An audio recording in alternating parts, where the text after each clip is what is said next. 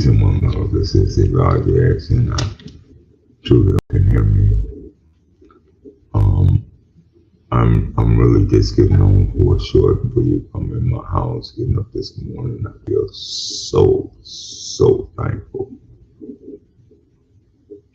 You know, we had a great Kwanzaa celebration yesterday in Sierra Vista. So I'm really coming on to thank those who participated, who came out and participated and celebrated with us here in the Sierra Vista area.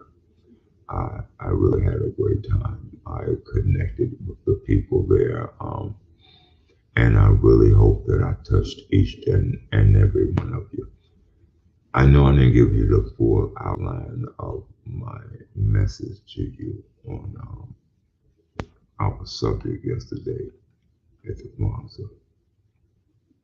You know, we heard it many times over and over, and I will give it to you while I'm speaking today. But I think that the message that I gave you came from the spirit that is within me, which means it came from the true me. It came from the inner me, the one that is the same spirit that's in you. And if it did, then I know that it touched you in a mighty way, as it touches me to this very day. So I want to give honor to the all.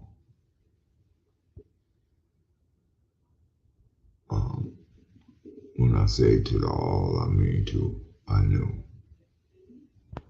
A-N-U, Elohim, Elohim, El. This is whom teaches me. Second, as I did yesterday, I want to give privilege and thanks. I mean, it is a great honor. It was a great honor for me to be there with you.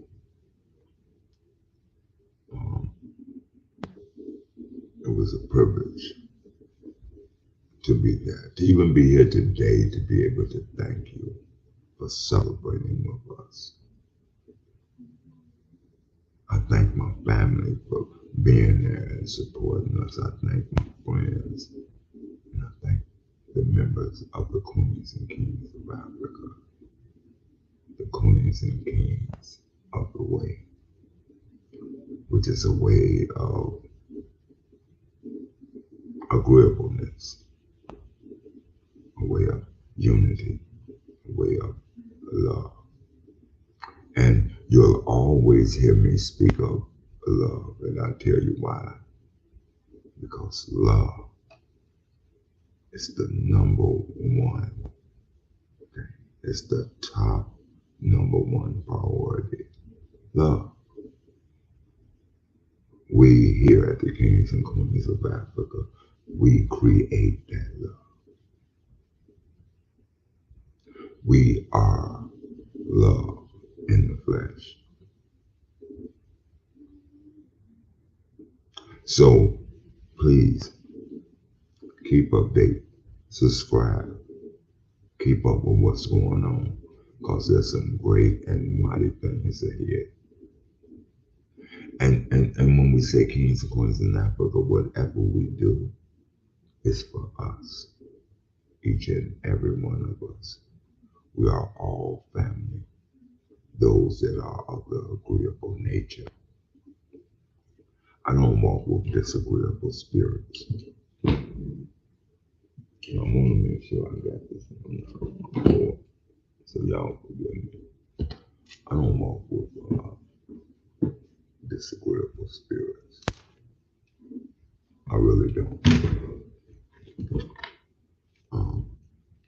Because they go in the opposite direction from which I'm going in, and they teach the opposite from which I teach.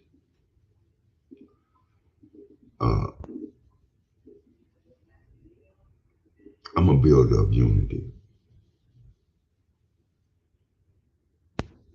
Since 2007, Our organization have been going into, excuse me, there we go. Our organizations have been going into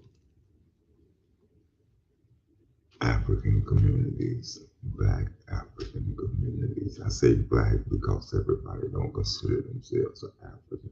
I say African because that is truly who we are as a people. I mean, if we're going to use that name, it's really Ethiopia, where people that come from the continent of Ethiopia, and we're all one people with many different tribes because we were so big of a people that we couldn't all live together. So as we raised our children, our sons and our daughters, our princes and princesses, and they became kings and began to build their own kingdom. As they grew, they went and searched for land so that they could begin to raise their kingdom and the teachings that was passed down to them from their fathers. So that way the culture continued to grow as the people grow. And we grew, and as we grew, our job was to subdue this world. We were to subdue it. Now, I don't know if you know what subdue means, but subdue means we were to take control. We were to rule, and we're not ruling today, and that bothers me. We're not ruling because we have failed to obey the commandment that was given to us by our mother, Nita.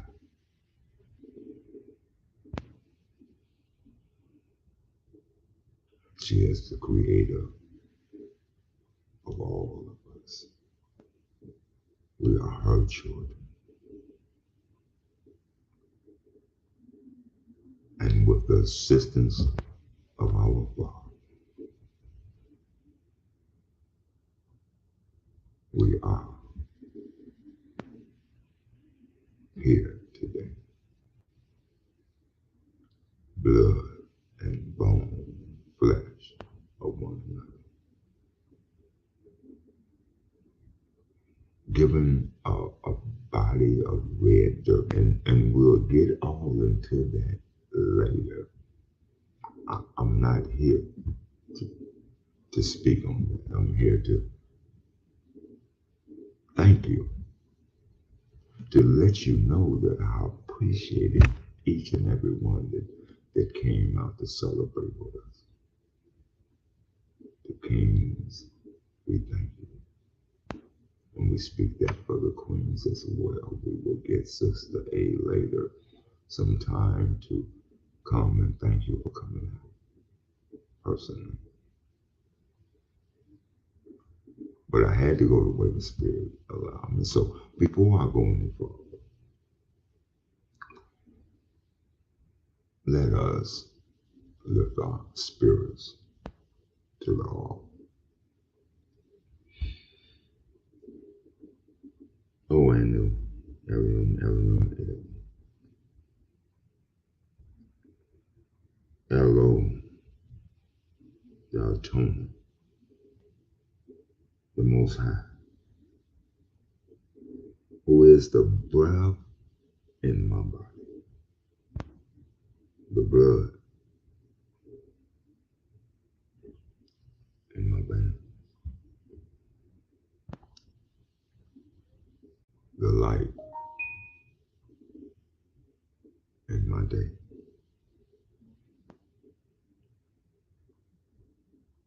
And now, please, help me. Help me in my love of those who do not understand, those who do not understand me, and those who hate me. Not knowing that you sent me to them with the light. Oh, I knew. Could I not have been sent maybe to lead the ants I truly think that they could have overstood. I know you're my ruler. Therefore, forgive me for this question that I am about to come to you with. It is the cry of the human nature that you gave me.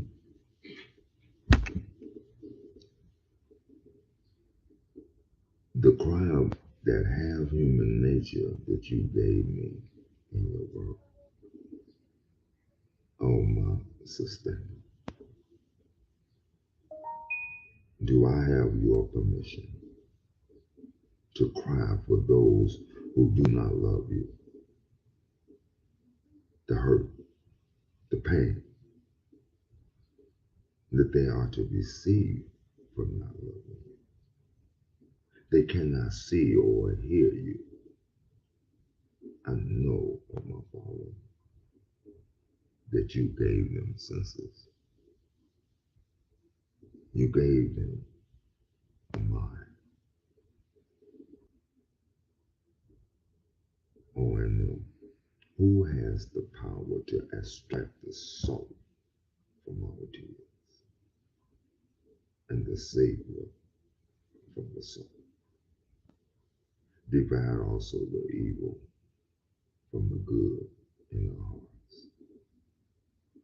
Part again the disagreeable and agreeable things in the planet Earth. And let us walk with narrow paths, the narrow paths of those ancestors who came before us. I see the narrow path, my Father. I see the narrow path. And I want to teach them, my people, on the narrow paths. I want to walk in it. I want to teach them to walk in it. I want to teach them the love of you and not fear. Help me. Help me. Oh, I see that you have glorified me because I'm walking you. I've been sent by you to them. Surely, I love them so very much. I thank you for your time, Father. I thank you for your time, Mother. Again, green is what it is to be. To bask in your pure light is as refreshing as the birth of the birds, the signs of summer, your voice whispering the truth in my heart. Even have those who conceal what they know to be true, for they too need mine. Clean them, Lord. Clean them, Father. Not of the disease, but of the sins of the hands and feet. Keep them, Father. Keep their feet pointing and walking as if to say they cannot see a new L, what they did. Stop their feet from going in ways that it should not have. We all have went down false paths. We all have stumbled over the false teachings. But the teaching comes from you, and that teaching is the unity that must be created within us. It is the love that you have prescribed to us. It is the love, the law of love that you have given us. And that love and that law was for us to love one another.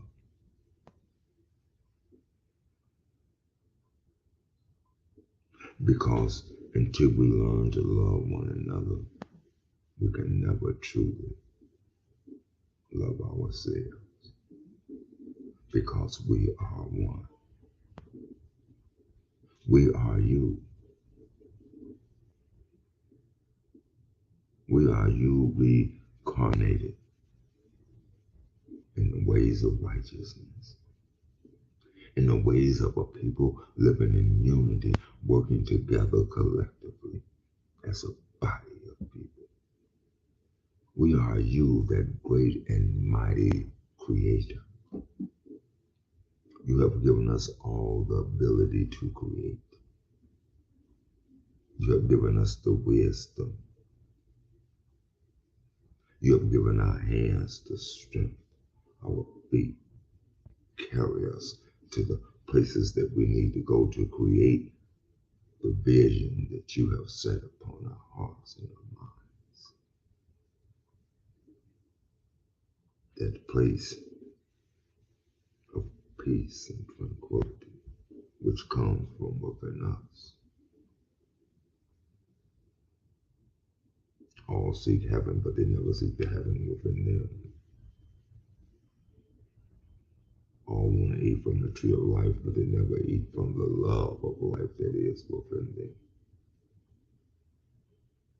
So we thank you, and the prayers is that you would open up doors and bring your people, those that you have given to us, to teach and to love and to instruct. Bring them to us so that they may see love in the flesh. We are to be a living example. Let our words speak through our actions and not just word only. In the name of Anu, the all, Anu, I pray. Thank you.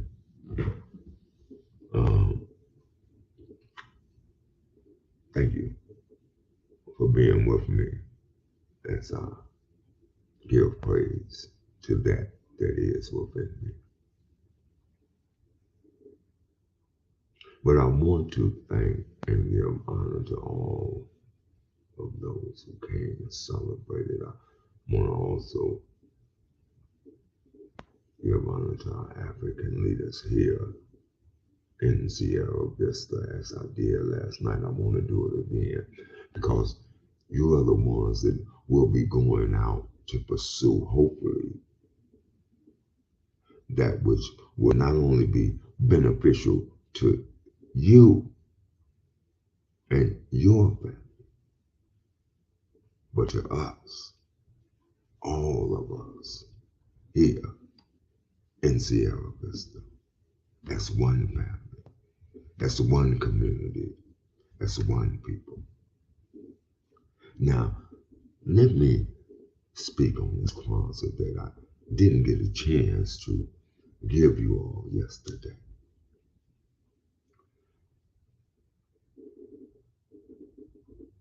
Kwanzaa was created. It was created during a time of social uprising.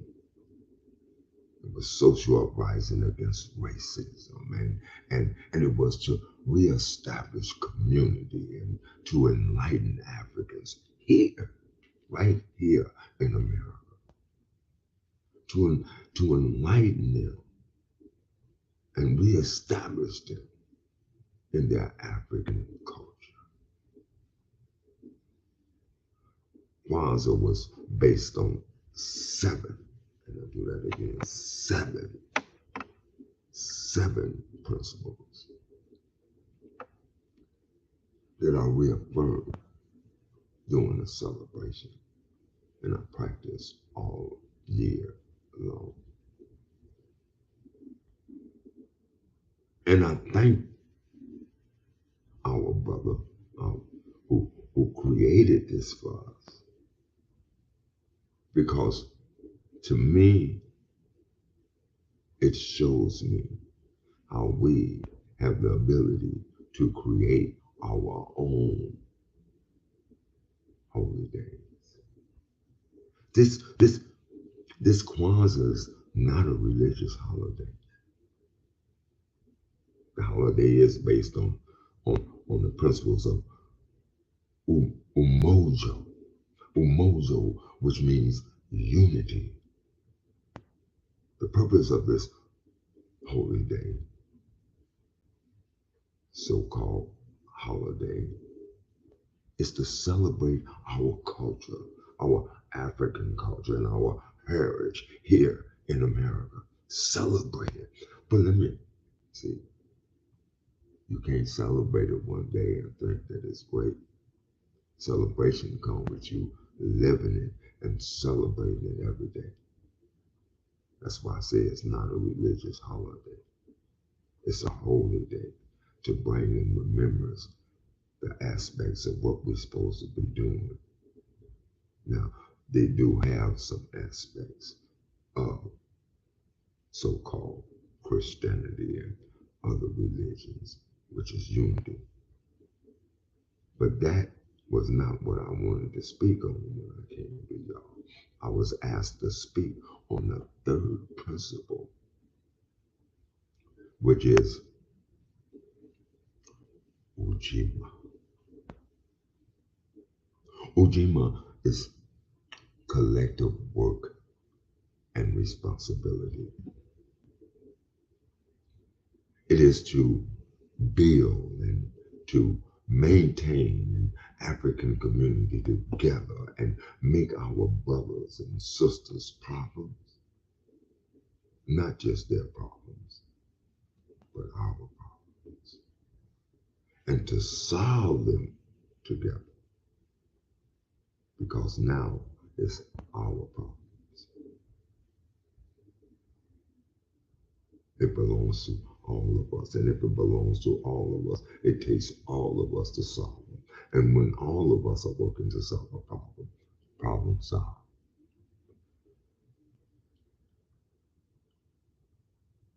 This working together is a commitment.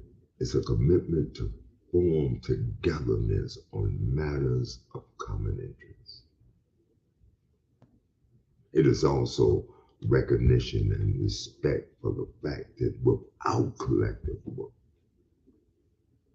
without collective struggle, the process is impossible and liberation unthinkable. Moreover, the principles of Ujima supports the fundamental assumptions that being African is not just an identity, but it's also a destiny and a duty, a responsibility. In other words, our collective identity in the long run is a collective future. There's a need and an obligation for us as self-conscious and committed people to share our future with our own minds, with our own hands, and to also share its hardships and benefits together. We have to share our future with one another and not the outside world. because they're not sharing their future with us. Ujima. Ujima, as principle and practice, also means that we accept the fact now that we are collective responsibility for our failures and our setbacks, as well as our victories and our achievements. Collectively, it's our responsibility. So any failures that we have collectively, it's our failure. And the only reason we fail is because it's not done in togetherness. It's not done collectively. Everybody is not putting in. Some are sitting back letting others do their work along with the work that they already have. Some are saying, I'll let the rest of them do it because I really don't know what to do. I have nothing. But at the same time, they have the gift that was given to them at birth. We all have a gift. We all have many talents that we can use to build that which our hearts desire. And that our heart desire is only what we know is right and truthful. So when you think of Ujima, when you think of Ujima, think of it as a principle and a practice. Listen, such commitment, it implies and it encourages a strong and healthy capacity for self-criticism. Self-criticism, self-correction, which is indispensable to our strength. We know our wrongs. You know your wrong better than I do. I know my wrong better than you do. No one knows the wrongs of another man like that man. So self-criticism and self-correction is indispensable. It's indispensable to our strength. It's indispensable to our defense and the development of us as a people. Now, that's collective work. But let's talk about responsibility, because I gave you just a brief outline. I was so touched when I looked at y'all. The Spirit overtook me, and I can only give you what the Spirit allowed me to give you. When I speak from here, from the Spirit, from the heart. So I may set an outline of the way I want to go, but I don't try to do speeches, write them out and stuff. I don't want to read to you. Reason with you. Scripture says, come, let us reason together. Let us sit down with one another. Test, try, see if what I'm saying is not true. So let's talk about responsibility. The principle of collective work and responsibility also points to the fact that African freedom, as you have heard me say, is indivisible. It shelters the assumption that as long as an African, a black, anywhere, is oppressed, exploited, enslaved, or wounded in any way of her or his humanity, then all African people are also. It also thus rejects the possibility or desirability of individual freedom in any unfree context. Instead, it it poses the need for struggle to create a context in which all can be free, because if all are not free, none are not free. And the context of this freedom would be through unification, our working together. Moreover, Ujima. Ujima reflects well, let me change that. Ujima, it rejects a person. It rejects a person who seeks distraction and relief from unpleasant realities, especially in the form of entertainment or fantasy. You know, Ujima supports Africanism, African-centric. Africanist is thinking, using this. It begins with commitment to and concern for your brothers among you, whom you live and to whom you owe, honestly, your existence. Our own people, in a word.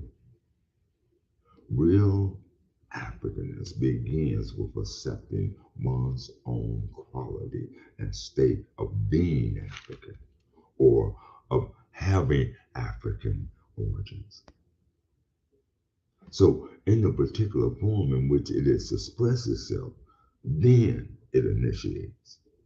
Then it sustains its sustaining its changes with others. It sustains its changing with others in the content of our common quality or the state of being African or having African origins. It also poses that the liberational struggle to rescue and to reconstruct an African history and an African-centric nation is a significant contribution to the overall struggle of human liberation. See, we are the teachers and the creators of life. I didn't say death, I said life. And since we're not teaching, since we're not instructing, death rides the face of this earth. We walk through the shadows of death daily because we're not teaching life. That life is through our love and our unity. I want to say this because I want you to really hear this. My age always talking about love. They don't love nobody. That's why I talk about love. Because you don't love nobody. You don't even love yourself. Because in order to love yourself, you would have to love those who are of you and look just like you. Those that are bone of your bone, flesh of your flesh, blood of your blood. So this Love starts from loving those among you. And as you learn to love those who are of you, you learn to love yourself. Because if I say I love you as I love myself, that means I'm not going to let nothing happen to you like I wouldn't let nothing happen to me. I'm going to look out for you like I will look out for me. Because you are me. We are one. But you can't see that because your eyes, they're not open. Your ears are closed. Your third eye needs to be touched. I'm talking about a, a, a people coming together for the common good. I'm not saying hate no one. I'm saying create that which we desire. And that is done through responsibility, active cooperation. Cooperation is another key aspect of Ujima. It is based on the assumption that what one does to benefit others is at the same time a benefit to him or her. Likewise, don't get it twisted. One who injures in the end injures himself and herself. So, in light of the traumas that we're currently facing as a community, honestly, 7 days is not enough time for us to address what we are dealing with. That's why I'm coming on today to give you a little bit more of what I was supposed to speak on so that you would know where I'm coming from. You know, it's generally believed that it takes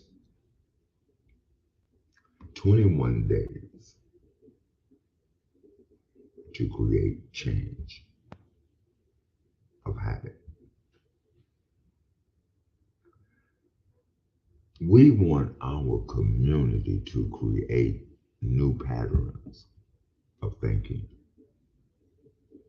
that allows us to become a self-sufficient community that can meet its own needs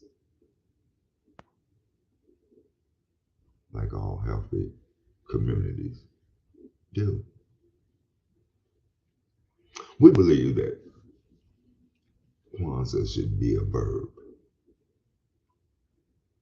for people who are still entrapped by the legacy of slavery and continually institutionalized racism. It is imperative. It is imperative that we take every opportunity to be intentional about our healing. And we do this on an ongoing basis. As a collective people, we should provide the opportunity to reflect on powerful messages while learning how to apply the Kwanzaa principles to our daily lives. As an example, when we celebrate the principle of Ujoma, cooperative economics, consider making an effort to only support Black-owned businesses and institutions with your dollars. And if we don't have them here, let's bring them here. That's why I'm here, to bring more Black businesses and to create an African village. I can't do it alone. I was not given this vision to do it alone. I was given this vision to do it with you. Yes, you. You. That's right, you that's under the sound of my voice. You. You who definitely know me and how real I am when it comes to the love and the restoration, the rest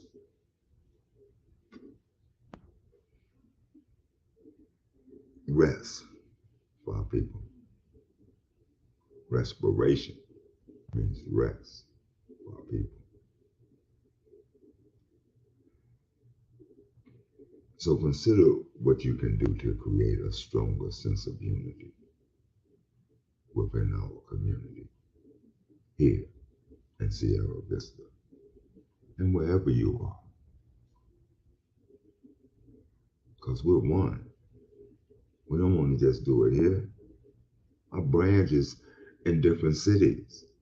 We want to do it everywhere that we are as a people. But it starts right here with us, Sierra Vista, because this is where we are. So, can we? Can we create a stronger sense of unity within our community? Can we be intentionally about greeting each other with a smile or mending old wounds with past friends and families? These and other efforts will increase our ability to make the principle of Kwanzaa and the community uplifted more relevant throughout the year to our children and to us. Let's be the light to our children and our community. We are not to take our light and put it up under a bushel. Let's let our righteous acts towards one another shine. And let us give up the backbiting, the talking down on one another, the gossiping about one another. I strongly encourage you to, each and every one of you that are listening to me now, to meditate on our purpose as a Black African nation and share this message and wisdom.